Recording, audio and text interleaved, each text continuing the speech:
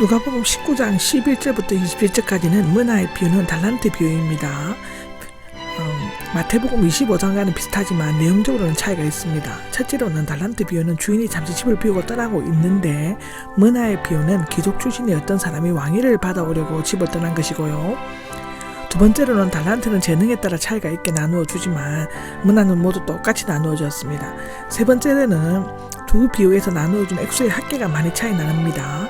네 번째는 달란트 비유에서 받은 상의 내용이 똑같지만 문화의 비유에서는 이익을 얻은 정도에 따라 보상하였다고요. 다섯 번째로는 달란트 비유에서 무익한 종이 심한 벌을 받았지만 문화 비유에서는 가진 것을 빼앗기기만 했습니다. 여섯 번째로는 문화 비유에서는 반역자에 대한 형벌이 추가되어 있죠. 일곱 번째, 달란트 비유는 약 302단어, 문화 비유는 286단어가 사용되었습니다. 그중 66단어만이 공통적이고요. 그 밖에도 서러운 부분과 그 백성을 미워하는 것과 원수에 대한 복수 등을 볼 때 두 가지 비유는 전혀 다른 것이라고 기록되어져 있습니다. 1절에 보면 한 가지 비유가 나옵니다. 예수님께서 삭개오 집에서 말씀하실 때 한 가지 비유를 덧붙여 히브리적 표현으로 말씀하셨는데, 예루살렘 여리고에서 27km 점점 가까이 갈수록 예수님을 메시아로 생각하는 사람들이 이제곧 예루살렘의 메시아 왕국이 건설되고 유대인들의 모든 정치적 군사적 원수들이 정복될 것이라는 기대에 부풀어 있었으며, 이러한 생각과 기대를 고쳐주시기 위해 이 비유를 들어 말씀하셨습니다. 나타나니라고 하는데 항해가 거의 마지막에 가까워져서 그 육지가 보여지는 것을 의미한다고 합니다. 12절입니다. 12절에는 귀족 출신의 어떤 사람이 나옵니다. 가문이 좋고 마음이 고상한 사람을 의미하며 당시 로마 제국 하에서 왕족으로 태어난 사람을 가리킨다고 볼 수 있다고 하는데요.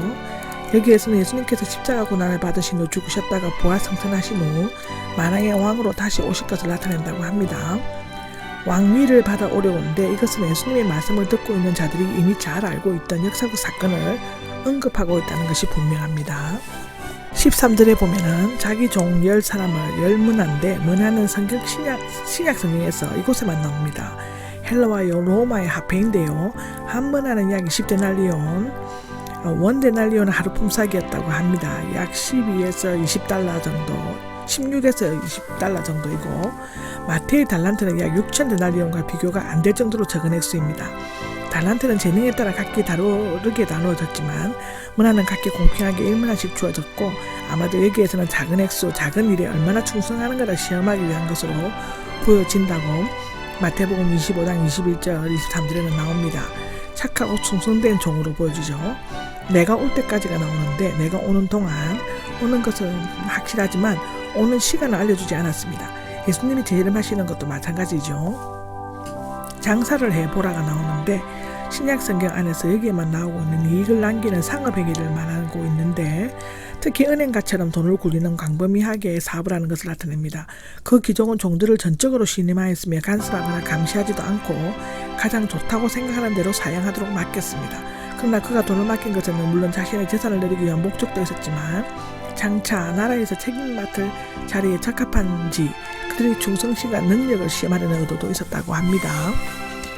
16장 10절을 보시면 됩니다. 여기에서 종들은 사도나 일반 성도들의 의미를 하는데, 주님이 오실 때까지 아니면 우리가 주님 앞으로 갈 때까지 받은 재능과 자본으로 복음을 전파하고 주님의 구원 사업을 확장시키려 할 책임이 주어진다고 합니다.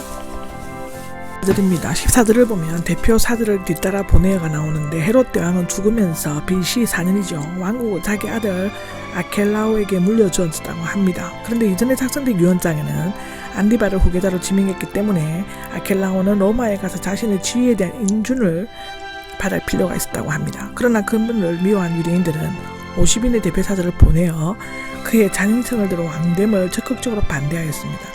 양면의 주장각에는 살펴본 후 황제 아구스도는 아켈라오에게 왕이 아닌 지배자의 칭호를 주고 그의 아버지의 왕국의 절반을 허락해 주었습니다. 그리고 로마에서 돌아온 후 모의에 가담했던 8,000여 명을 잔인하게 살인하였습니다. 유대 고대사 전쟁사에 나온다고 하는데요. 아마도 예수님께서는 아켈라오가 예리고에 재건한 웅장한 궁전을 바라보면서 이 말씀을 하셨을 수도 있다고 기록되어져 있습니다. 15절입니다. 15절은 왕이 되어 집으로 돌아왔다가 있는데, 예수님께서 다시 재림하셔서 절대적인 권세로 심판하실 것을 나타냅니다. 장사를 어떻게 했는지가 나오는데, 13절에 장사란 말에 두루 통하여 철저하게가 덧붙여져서 처음부터 끝까지 철저하게 장사한 영어 조사한다는 뜻을 암시해주고 있습니다. 16절에는 주인님이 한 문화로 열 문화를 주인님의 한 문화라고 한 것은 주인이 떠날 때 준 돈은 여전히 주인의 것이라고 말하고 있습니다. 자신의 노력이나 공로를 숨기려는 겸손한 모습이 엿보여지는데요. 우리에게는 무엇보다도 지금 우리가 가지고 있는 재능과 시간, 건강, 재물, 심지어 생명까지 모두 하나님의 것이라는 정직의 의식을 철저히 요구되어진다고 합니다. 17절입니다. 17절에는 잘하셨다가 나옵니다. 훌륭하다, 참 용하다에 한 문화, 열 문화를 남긴 것은 칭찬할 만한 일입니다. 주인은 칭찬과 더불어 그에게 10개의 마을을 다스리는 권한을 주었습니다. 하나님의 심판 때 믿음으로 구원을 받는 성도들은 그 행위를 따라 상급을 받게 될 것이라고 하는데요. 가장 작은 일에 신실했으니가 나오는데 사실상 종에게 맡겨진 한 문화는 20데나리온 즉 노동자가 20일 일에 받은 품삯 정도의 액수에 지나지 않았는데 그러나 그 보상은 10개의 마을을 다스릴 수 있는 권한이 주어진 것입니다. 우리가 이 세상에서 심은 것은 반드시 천국에 거두게 될 것인데 고린도후서 9장 6절에는 그렇게 기록되어져 있습니다. 그 보상은 우리가 상상한 것 이상으로 클 것이며 그리스도와 함께 영원히 왕노릇하는 근세가 주어질 것이라고 요한계시록 22장 5절에는 기록되어져 있습니다. 18절에서 19절 얘기는 다섯 문화와 다섯 마을인데 달란트 비유에서는 능력별로 맡기고 보상은 더 많은 것을 맡기겠다고 했지만 문화 비유에서는 남긴 것에 비례하여 능력별로 보상을 하고 있습니다. 누가는 얼만큼 노력하고 최선을 다했는가에 초점을 맞추고 있는 것입니다. 20절은 한 문화인데 수건으로 싼데 다른 종, 세 번째 종은 한 문화를 수건으로 사두었다 가져왔습니다. 수건은 햇빛을 가리거나 땀을 닦는 데 사용되었지만 때로는 돈을 사서 보관하는 용도로도 사용되었다고 하는데요. 그는 수건으로 사던 이유를 두 가지로 설명하고 있습니다. 첫째로는 주인님은 지독하신 분이다. 두 번째로는 주인님은 맡기지 않는 것을 찾아가시고 심지 않는 것을 거두신다라고 하는 것인데요. 첫째의 주인님은 지독하신 분이기 때문이다는데 지독하시는 거친 엄격한 날카로운 가혹의 뜻이 있으며 성격이 급하고 몰인정하고 예심이 없는 것을 나타냅니다. 그는 주인이 지독한 사람이라는 것을 알고 손해볼 것이 두려워서 돈을 사서 보관했다는 것이고요. 두 번째로는 주인님은 맡기지 않는 것을 찾아가시고인데 심지 않는 것을 거두셨기 때문이다는데 그는 주인이 노력 없는 대가를 요구하고 투자한 것 이상의 것을 얻으려는 비정한 착취자나 오른전한 고리대금 업자로 생각하였습니다. 그는 그런 주인을 위해 아무리 장사해도 그 일은 결국 그에게 돌아갈 것이므로 차라리 일을 안 하는 필요는 더 낫겠다고 얄팍한 생각을 했던 것 같습니다. 그는 자신이 가진 문화가 주인의 것인 줄 알면서도 정직의 의식을 잃어버렸으며 주인의 부유함이 곧 자신의 성공이 된다는 것을 미처 깨닫지 못하였습니다. 아무것도 안 하는 것이 가장 안전한 처세법이라고 생각하는 것처럼 리석고 비참한 인생은 없습니다. 10명의 종, 세 종류의 종은 사례 중 어느 하나에 속하는 것입니다.